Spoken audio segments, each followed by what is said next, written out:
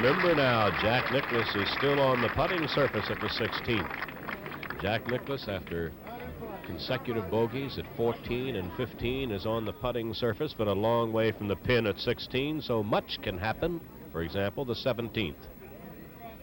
Videotape just a moment ago, the second shot of young Jim Jamieson to the 17th, and watch this one, because this is the finest second shot we have seen all day.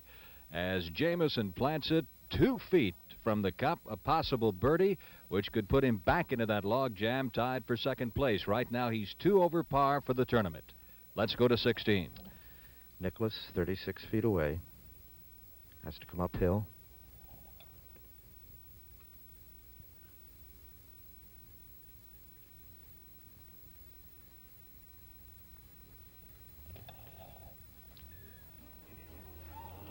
Hold it, and goes by 2 feet here at 16.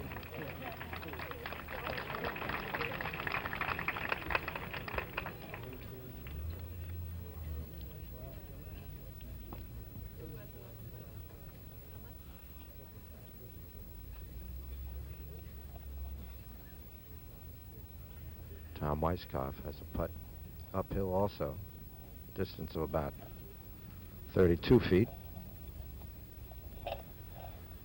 My, Jack Nicklaus has come back to the crowd 3 different times. But each time he has, the crowd's dropped further back.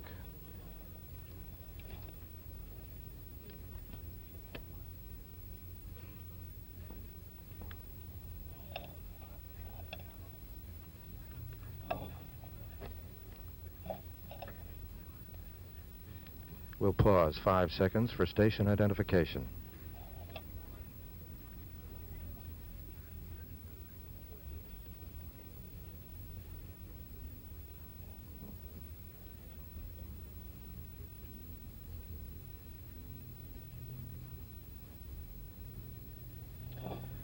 Tom Weiskopf, who is 2 over, a birdie putt here at 16.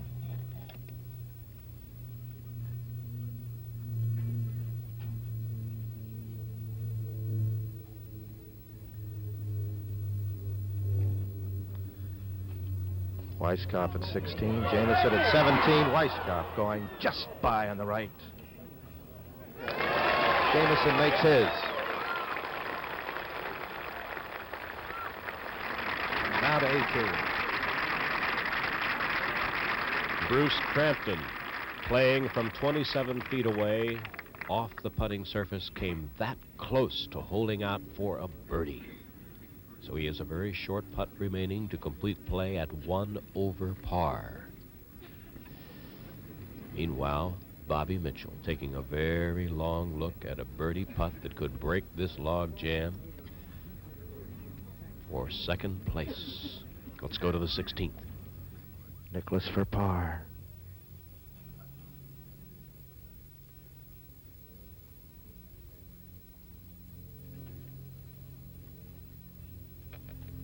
Yes, he gets par 3. Remains 2 under, leaving 16. And now to 18. Bobby Mitchell playing in his second Masters tournament.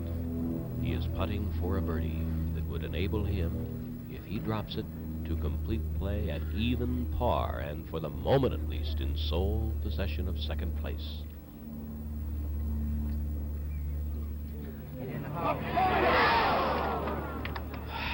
An eyelash miss from 9 feet.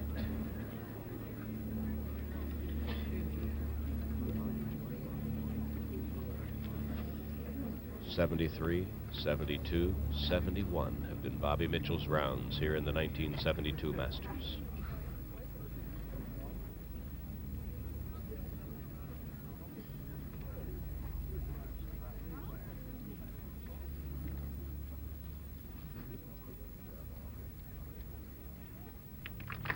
Bobby Mitchell completes play at 1 over par. That is the finest score recorded so far today.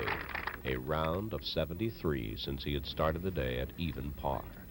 Now Bruce Crampton will try to equal that final figure of 289.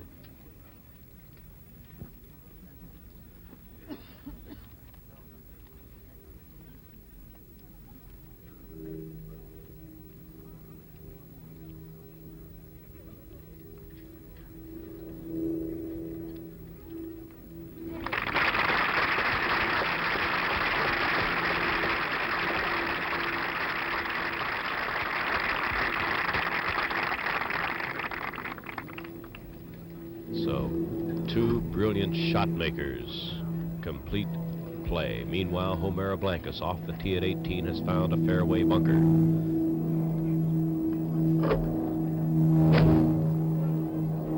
From slightly less than 170 yards, just short of the green, but there's a fine effort by Homera Blancas. Let's go to the par 4 17th. Jack Nicklaus.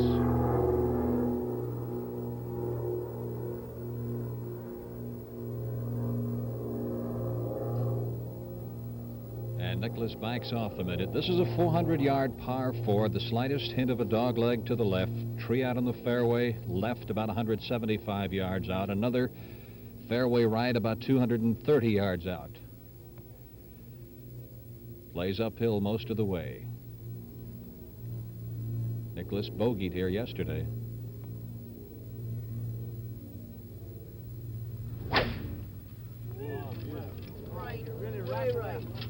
Coming down the right side of the fairway and right on the edge of the gallery. That is not a big problem for Nicklaus. The pin cut on the right side of the green.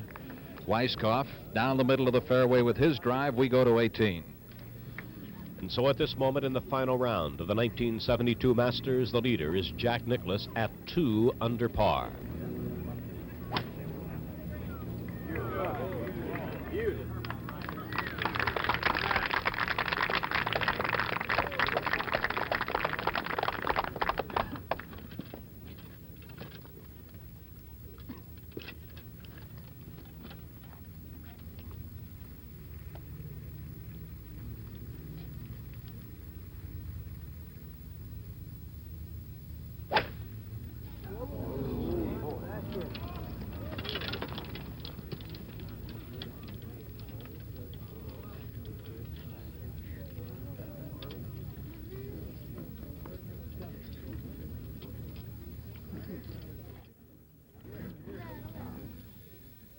At the final hole of the 1972 Masters, Homera Blancas and Jerry Hurd have both hit their second shots. Homera Blancas just short of the green as he made a fine, long bunker shot from the fairway bunker on the left side of the fairway. Jerry Hurd's second shot, meanwhile, is on the putting surface and nearer the pin than is Blancas. And so Blancas now, from about 25 feet, will be trying to move into that spot 1 under par, already occupied by Bruce Crampton and Bobby Mitchell, who have just completed play at that 289 figure.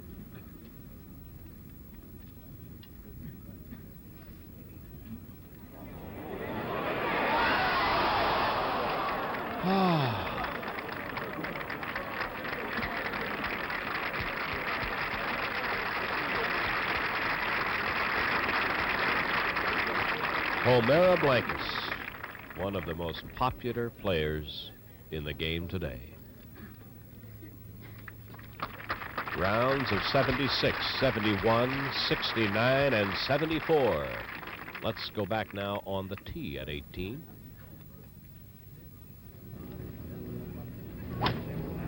Jim Jamieson.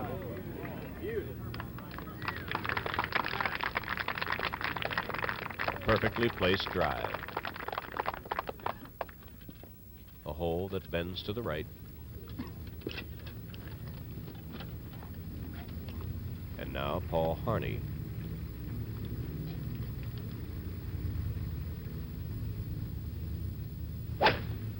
Paul, after brilliant play through 3 rounds, has found great difficulties today, and this tee shot at 18 far off target and into the trees along the side of the fairway, back to the 17th. Nicklaus checking his distance out here. If his problems the last few holes have bothered him, he doesn't seem to show it. He's joked with the crowd here the last couple of minutes. A lot of smiles on the part of the gallery. And now he's going to walk out a little bit from this distance. He is behind a series of mounds which line the right side of the 17th fairway, and so he may have a little bit of a problem as far as line of sight is concerned. He could conceivably be hitting a blind or semi-blind shot to the green. He'll have to come over the bunker, and this is a hole that Nicklaus parred Thursday and Friday and bogeyed yesterday. Of course, he bogeyed 18 as well.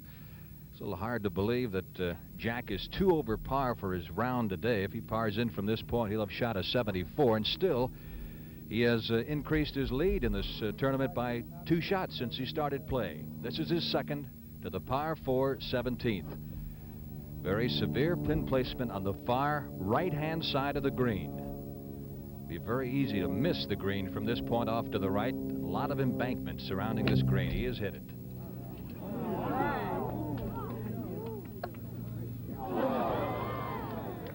He has caught the sand. Nicklaus is in the bunker at 17 with his second shot. And there is his ball. At least partially buried, and we go to 18.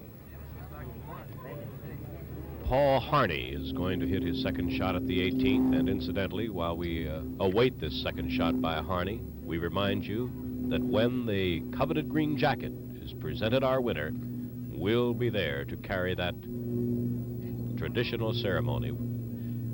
As Paul Harney hooked off the tee, he came to the rest far from the fairway, far from the green.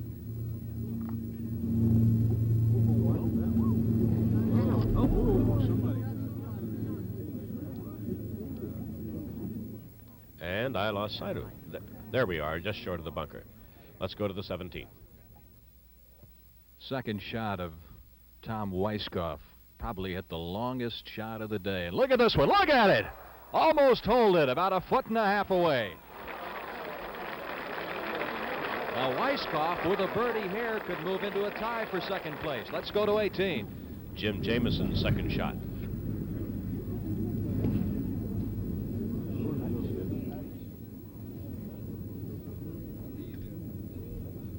Very, very strong, and to the back of the green, he is going to be about 70 feet from the flagstick, Jim Jamieson. And what a tremendous battle we have for these top spots here. Meanwhile, let's go back at that 17th. Nicklaus and Tom Weiskopf acknowledging the cheers of the gallery around 17. And once again, let's take a look at that sensational second shot of Tom Weiskopf here at the 17th. Couldn't have had more than a wedge, probably 100 yards at most out. And there it is. Back live now, Jack Nicklaus in the bunker with his third shot. And look how that ball is buried.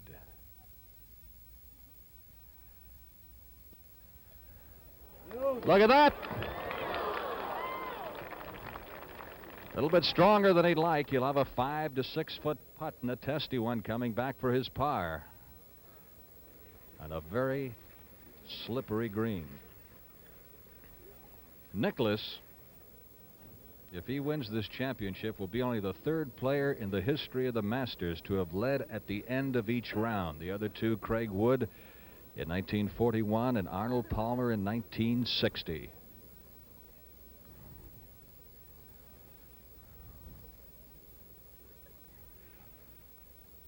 If Tom Weiskopf should birdie 17 and go on to birdie 18, and if Jack Nicklaus should make bogey here and on 18, we would have a tie for the title. Let's go to 18. Paul Harney has just played his third shot. He'll have a very long putt to try and save par. Paul Harney, we just can't say enough nice things about this gentleman who years ago said he was going to play just a certain number of tournaments each year. He has certainly kept to that pledge, and yet has kept a tremendous edge and has played this game supremely well.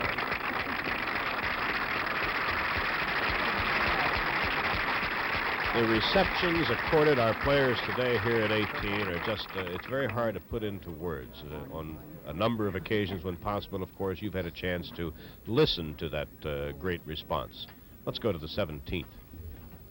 Let's call this putt about 8 feet above the cup and watch the break.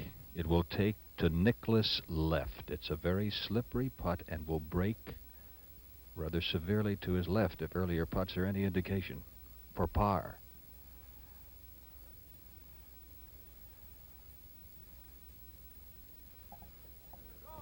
Beautiful! Read it perfectly.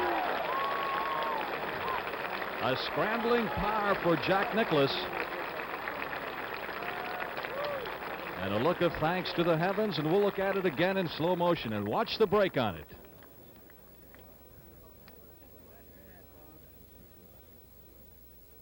And back it comes, and just in the left side of the cup. And a big stroke for Jack Nicklaus, enabling him to stay at 2 under par and maintain a 3-shot lead. Now Weiskopf, 2 over par for the tournament. This is for his birdie. Would drop him back to 1 over in time for second place. A lot of movement in back of the green. That's what Tom's pointing to right now. This young man tied for second in the 1969 Masters when a bogey at this hole dropped him from a tie with George Archer for the lead. He gets his 3 this time and goes back to 1 over par for the tournament. And we now have a 4-way tie for second place as Tom Weiskopf and Jack Nicklaus head to the 18th tee, and that's where we go. Just behind the green at 18 is young Jim Jamieson, and what a story this young man has carved out here this year. First Masters tournament. Battling at the moment. Battling at the moment to break that 1 over par tie. Would you believe that 38 years ago here at Augusta National, his father was a spectator when Horton Smith won that first Masters. His father's here today.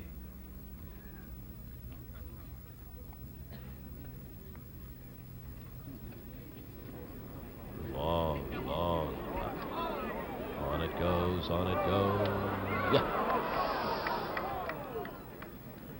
And he'll have a putt coming back of about 6 feet, maybe 7, on the tee at 18. Tom Weiskopf having the honor by virtue of that brilliant birdie at 17.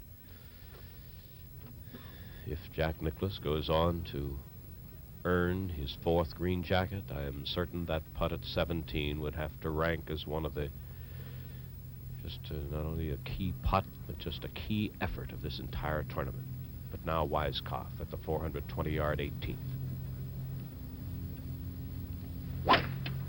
Get right. Right. Get it down. Get down. Where's your? Safely short of the bunkers is Tom Weiskopf.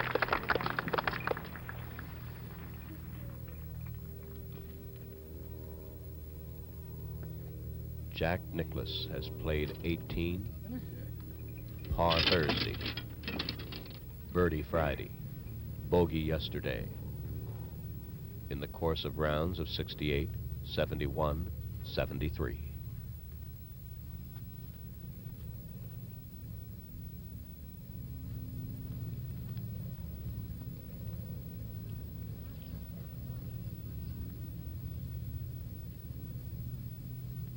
Doesn't look like a driver, does it? We'd have to guess, what, 3 wood perhaps? Couldn't have placed it much better.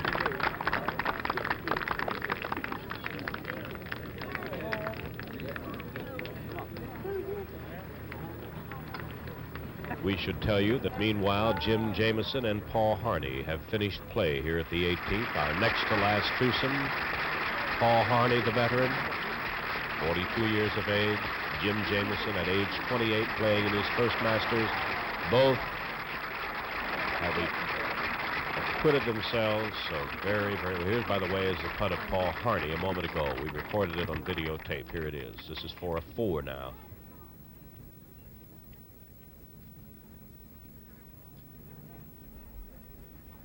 And he was to finish with a bogey 5 and a round of 81 and a final score of 296. Jim Jamieson, meanwhile, also bogeyed the 72nd hole to finish with a round of 77 and complete play at 2 over par. Year after year, we just marvel at the galleries here at the Masters.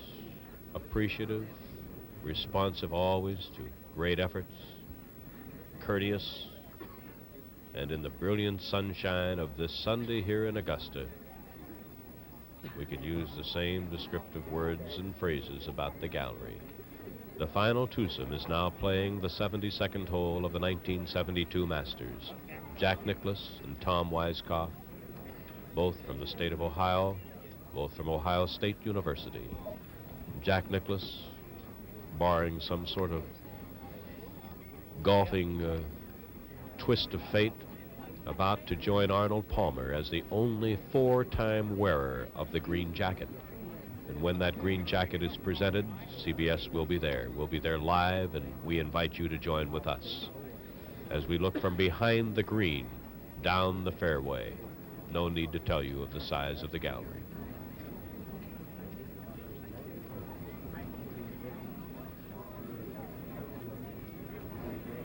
Using a more lofted club than his driver, Nicklaus with good distance, great accuracy with his tee shot at the 18th.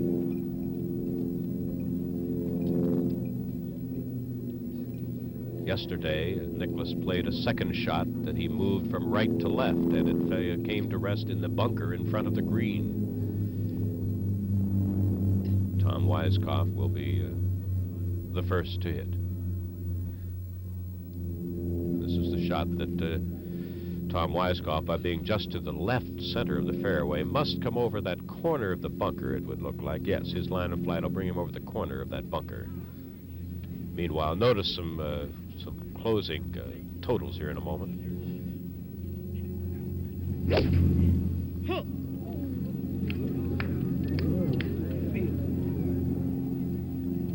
Good shot.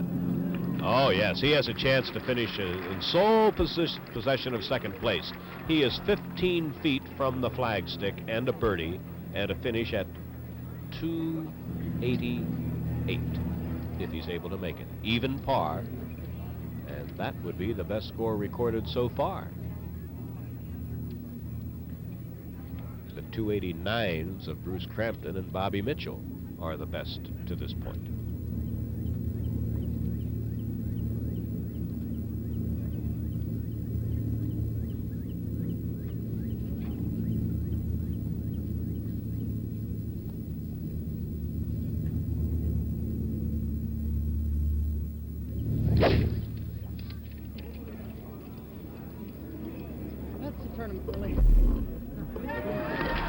How do you like that?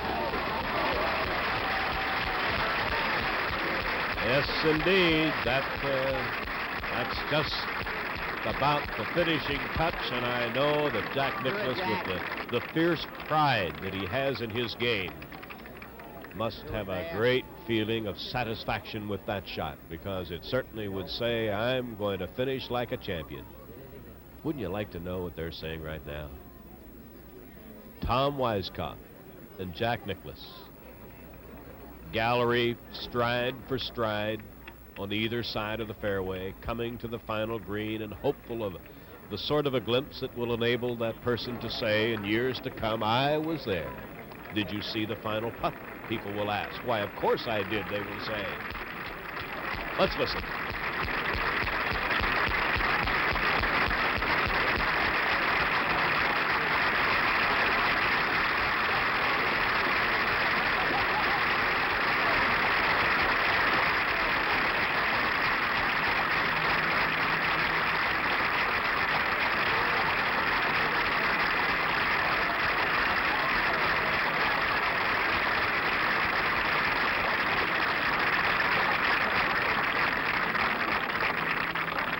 32-year-old Nicklaus, 29-year-old Weiskopf.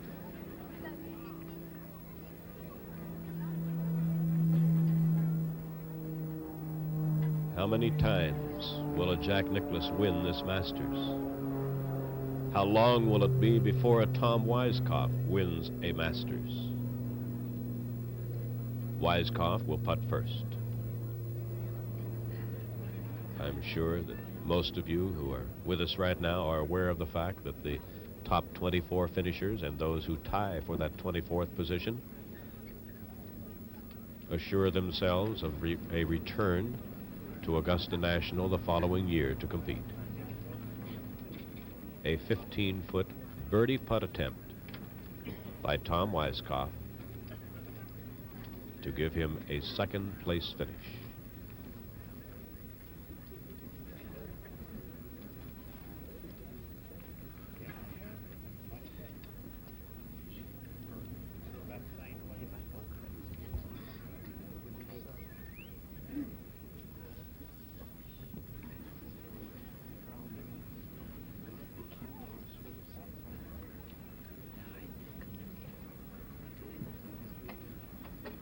The study complete, and shortly the putt that Tom Weiskopf hopes will bring him sole possession of second place.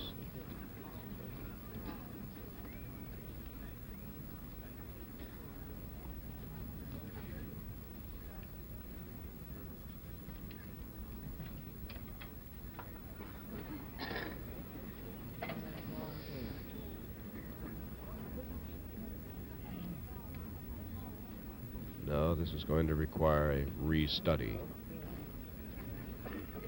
Incidentally, a number of times it has been said and written that Jack and Tom were teammates at Ohio State on the golf team. That is not true. Jack was a senior when Tom was a freshman.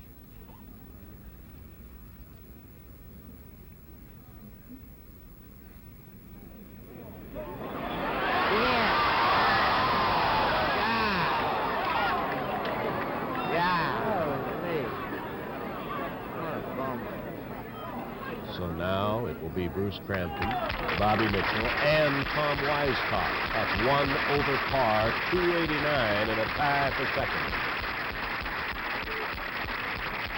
Although they were not teammates at Ohio State, they did have a player-caddy relationship. Tom was the caddy. Jack Nicklaus now will try to finish with birdie.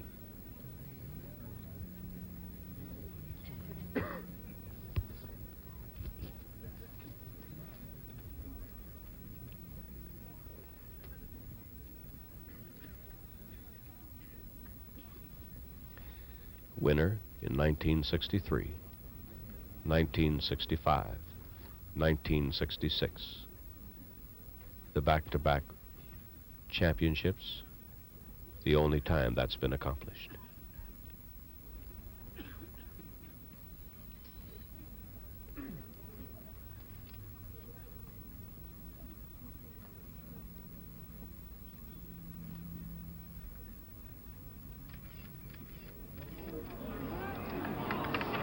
Jack, should have made it, Jack.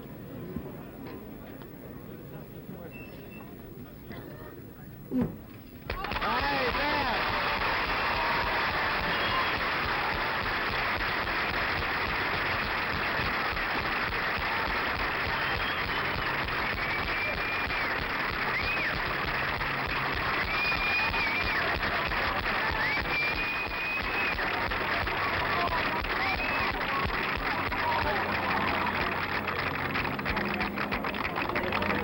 So a champion has been determined.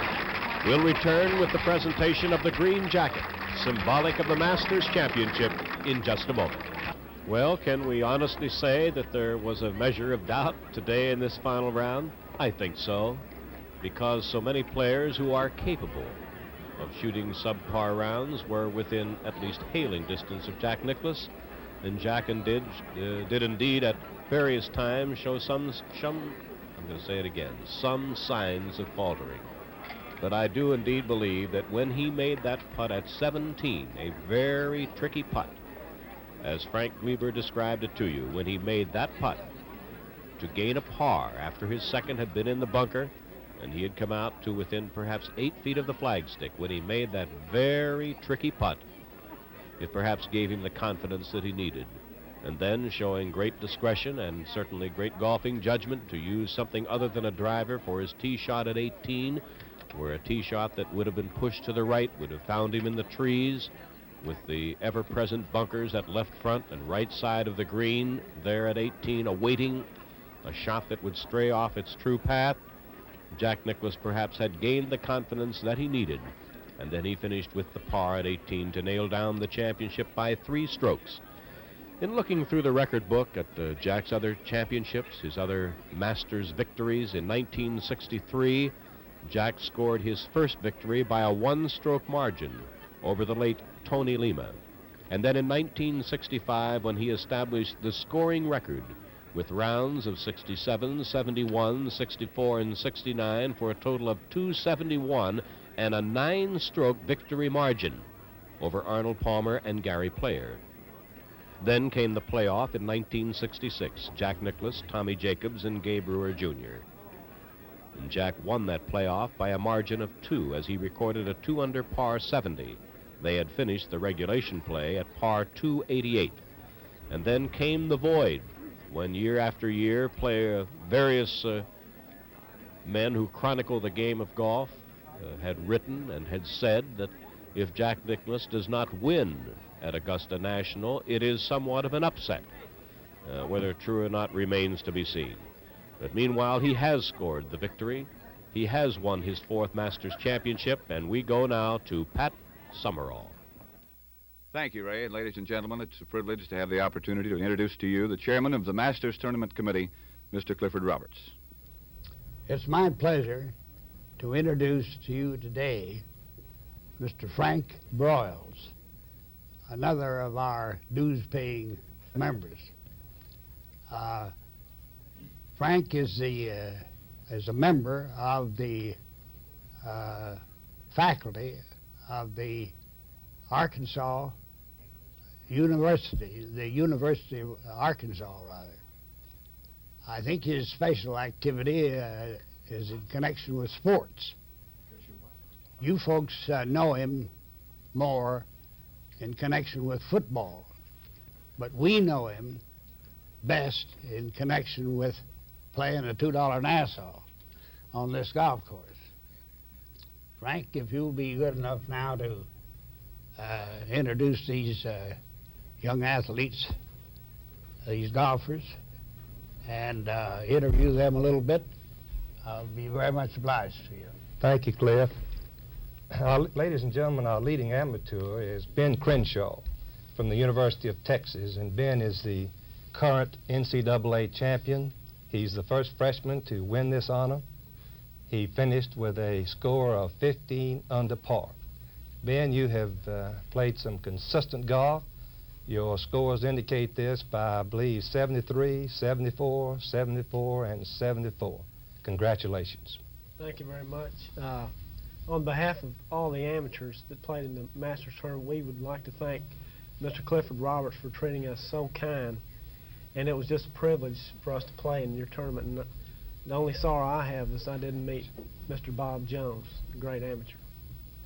Thank you for those kind words, Ben, and it's evident that you've got a very promising career, and we want to thank you for the contribution that you have given to this tournament. Thank you very much. For runner-up, we have a three-way tie.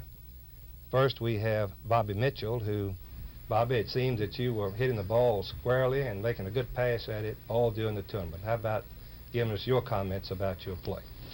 Well, I played real good every day. Actually, I drove the ball good, and I got in a little trouble every once in a while. That 12th hole gave me a lot of trouble out there. I think I played it 5 over, which which cost me. But I enjoyed playing in the Masters, and I enjoyed finishing second too. But I hope to be back again next year and do a little better.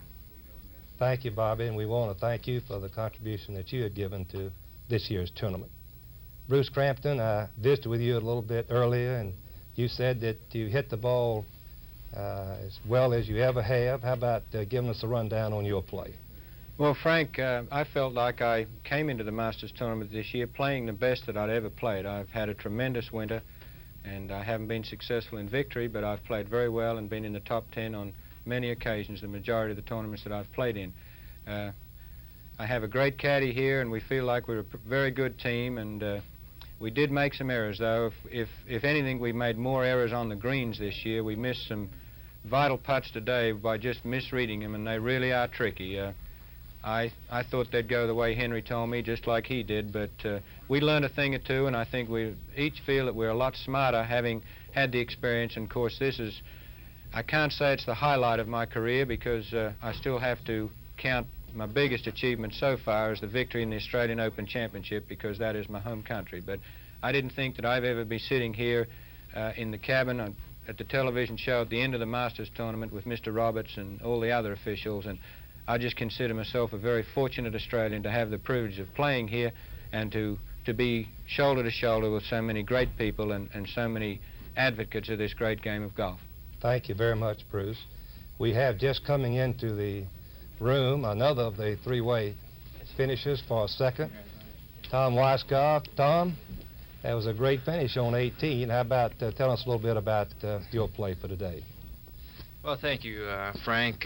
Mr. Roberts, I got off to a slow start. I bogeyed 1, 3, and 4, and I think that was the difference. And I was trying as hard as I could. I just maybe was a little too impatient out there and trying too hard. I think you tried too hard, and I settled down a little bit on the back 9 after bogeying 10 and 11 and birdied 2 of the last 5 holes. And well, I've been with these guys, you know, we're second. I guess I have 2 sleeves. Maybe I'll get that coat one of these years.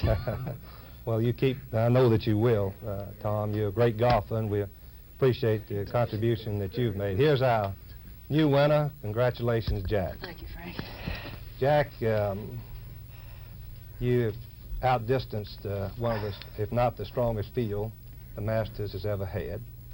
You're the 3rd golfer to lead the tournament for all 4 days. You have tied Ben Hogan's enviable record by having 9 subpar Masters. And of course, I think I could say for all the galleries, you continue to thrill us with your combination of power and skill. Congratulations. Thank you very much. Would you please now share with us your thoughts about today's play? Well, I wasn't so sure that I was going to be sharing any thoughts about anything there on the back 9 the way I kept 3 putting. But last night, I think after I finished the round and I made a couple of bad swings coming in 17 and 18, when I went straight to the practice tee, I found a little something in my swing, and I used it all day today, and it was the best round of golf that I played tee to green whole tournament. I played a couple of bad shots, but you know, you always play a couple of bad shots. The old 15th that's been bugging me all week got me again, but you know, I couldn't, you know, nobody was really making a run at me, and I really wasn't doing that much, as everybody else just wasn't doing anything. And all of a sudden, I've got a 5-shot lead, and I'm down around 11, and I say, well, let's just, if I can get by 11 and 12, 1 over par, I'm in good shape. You know, bogey 1 of them. Well, I 3-putted 11, knocked it on 12, and parred it. And then 13, I got it on the green in 2, and I said, well, you know, I've got a tough putt here, but the worst I'm going to do is 5. Well, that's what I got. And then the next hole, I hit it and spin it back off the green, and all of a sudden, I say, well, now I'm going to be lucky to make 5. And I was, you know, I was worrying about 4-putting that one, to be very honest with you. I didn't see any way to 2-putt it.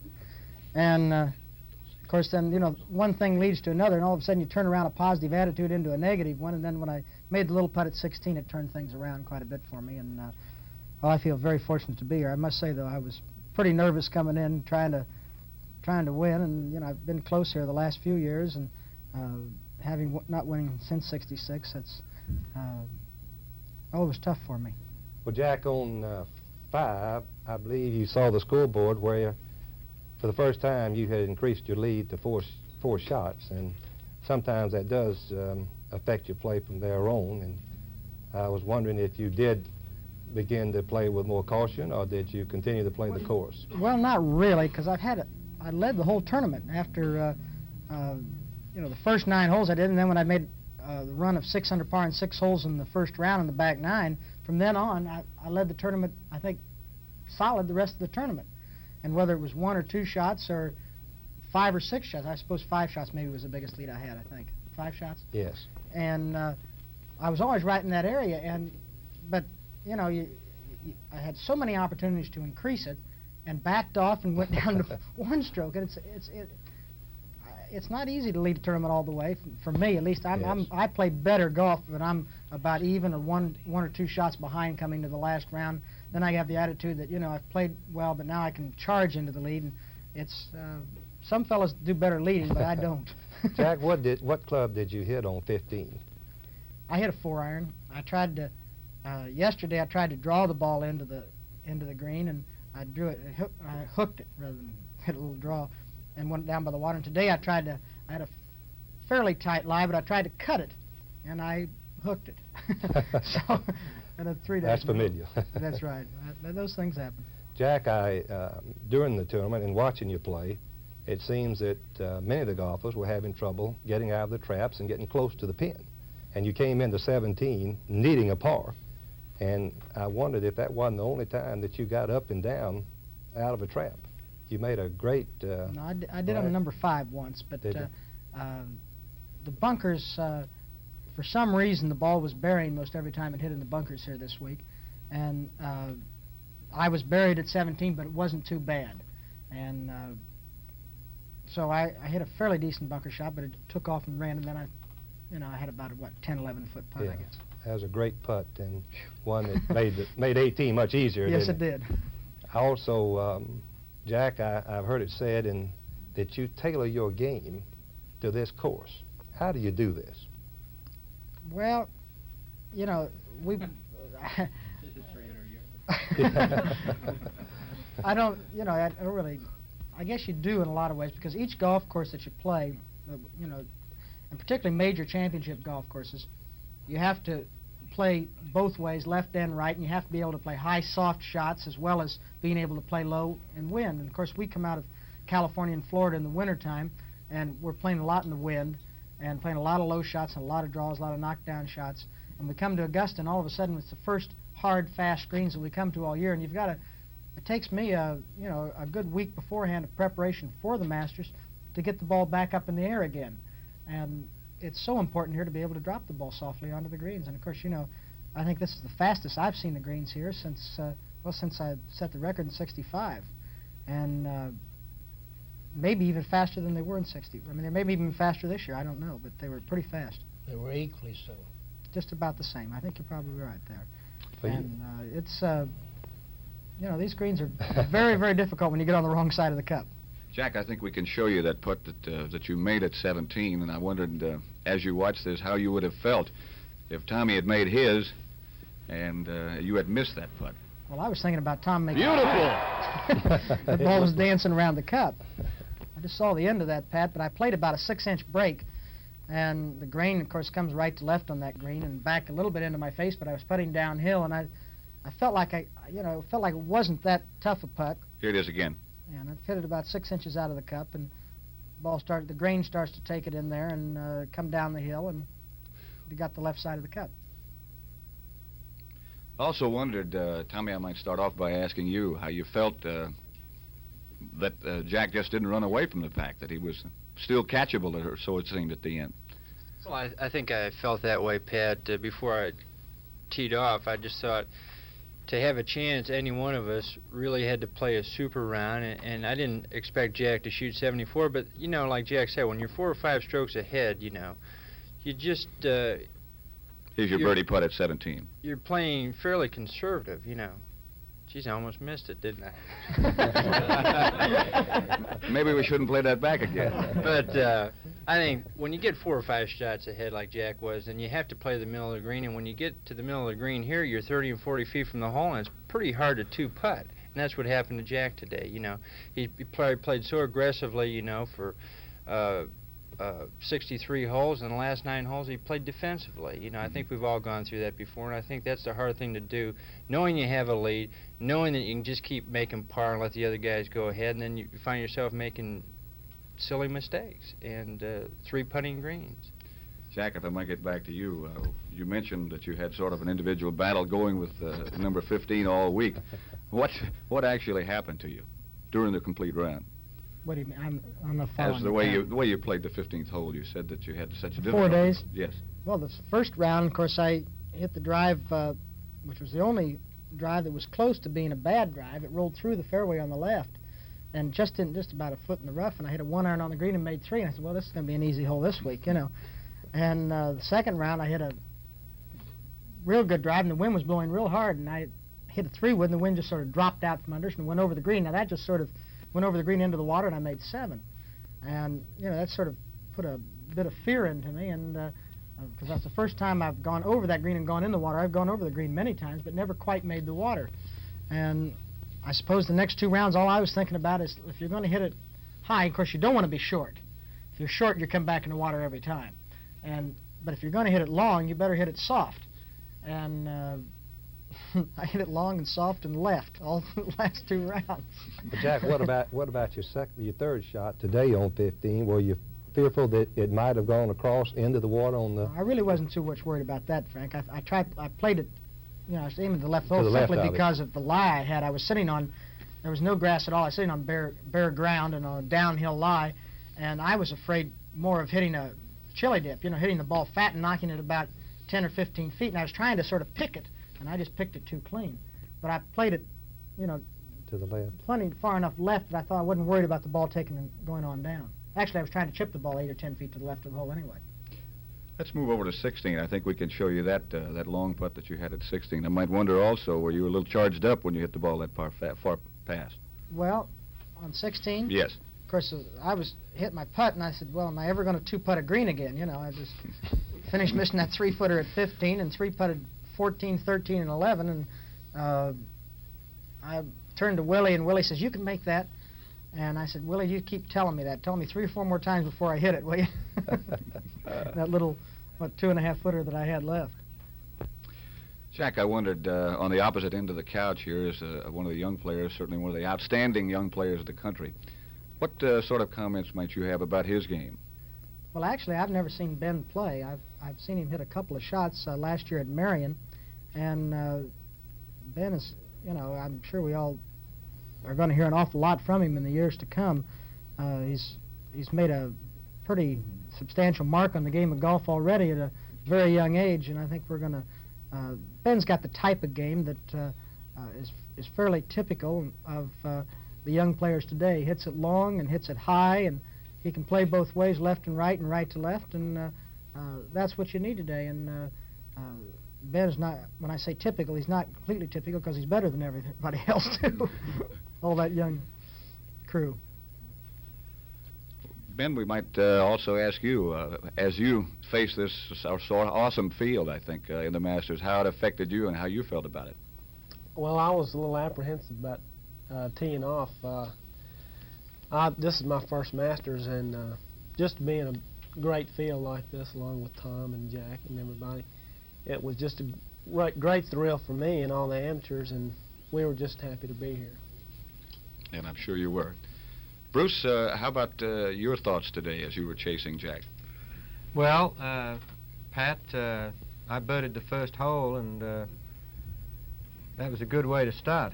But from then on, neither Bobby Mitchell or I, who I played with, made as many putts as we may have. Now, I don't mean to get on that Indian reservation with the ifers and the coulders and the wouldas and the shouldas, but we did have some opportunities like everybody else. But it's just a thrill for me, and I can remember way back in 1956 when Norman von Nieder, our great Australian player who's good friends with Mr. Roberts, talked about me playing in the Masters.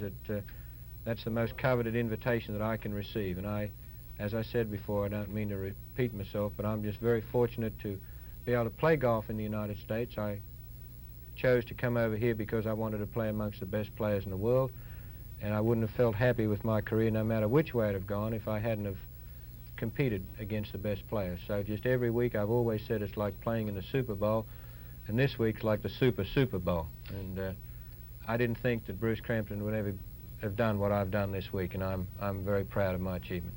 Bobby Mitchell, I might ask you the same question. I think this is your second Masters tournament. How'd you feel as the round progressed? Well, I feel very fortunate to be here. Last year's my first Masters, and this year's my second. And the tournament's just so hard to get in. You know, it's just it's a great tournament and great golf course, and the people are just great here. Tommy, I think I'm correct in saying that, excuse me, Mr. Roberts, you have a question? I have I want to suggest that we've got some patrons out there on the putting green that are waiting for the formal presentation ceremony, and I think it's time that we put the green coat on our champion, and I want to emphasize that this is a memorable occasion because this is only the second time that any player has ever won the Masters tournament 4 times. And I want to tell you, too, Jack, that in connection with that wine cellar that you're building up, that I intend to make a contribution. Well, I appreciate that very much. Of a whole case of Chateau Lafite, 1952. Well, let's ask Charles Cootie, the defending champion. It's custom to give Jack the 4th green jacket that he's earned. Is Charlie doing here? Charlie? Jack? Congratulations. Thanks again. Played very well. Appreciate it. Thank you. Well, Congratulations, Jack. thank you very much.